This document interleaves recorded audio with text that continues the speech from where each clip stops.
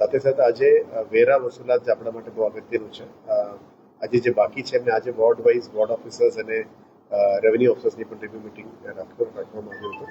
એમાં સૌથી વધારે આઉટસ્ટેન્ડિંગ વાળો બધાને થોડું વધારે કામગીરી ફાસ્ટ લઈને 31 માર્ચ સુધી મેક્સિમમ રેવન્યુ લાવવા માટે ઝુંબેશ શરૂ કીધું છે. જે અત્યાર સુધી ઓલમોસ્ટ 60,000 પ્લસ અમે નોટિસીસ ફટકાર્યું છે. અને મોટાભાગમાં જે રેઝિડેન્શિયલ અને કોમર્શિયલ જે વેરા કાયમી નથી ભરતા આમાં હજારોની સંખ્યામાં સીલ પણ મારી દેવામાં આવી છે. એક જ અપેક્ષા હતી કે આ બધા વેરા વસૂલાતની ટાઈમ પ્રોપર થઈ જાય અને વેરા વસૂલ કરી શકે એ રીતનું ઝુંબેશ શરૂ કરી દેવામાં આવ્યું છે. આ ઐતિહાસિક વખતે આ વખતે જે ઝુંબેશ ચલાવી રહ્યા છે કે હવે માર્ચ 31 સુધી 112 કરોડ રૂપિયાની કામગીરી શરૂ કરી છે. એટલે ટેક્સ રિકવરી માટે ભારે ઇમ્પોર્ટન્સ આપ્યું છે.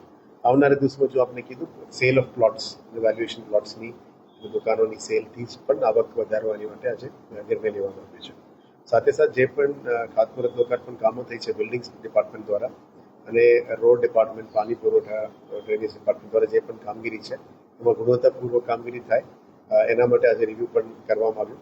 આવનારા દિવસોમાં કન્સર્ન એન્જિનિયર્સ, ડેપ્ટી એન્જિનિયર્સ અને એમના જે ઇજારદારને કોન્ટ્રાક્ટ આપી છે એ લોકોનું પણ રિવ્યુ કરવાના છે, જેથી કરીને ગુણવત્તાપૂર્વક કામ થાય ફિલ્ડમાં એ ધ્યાને લઈને કરવાના છે.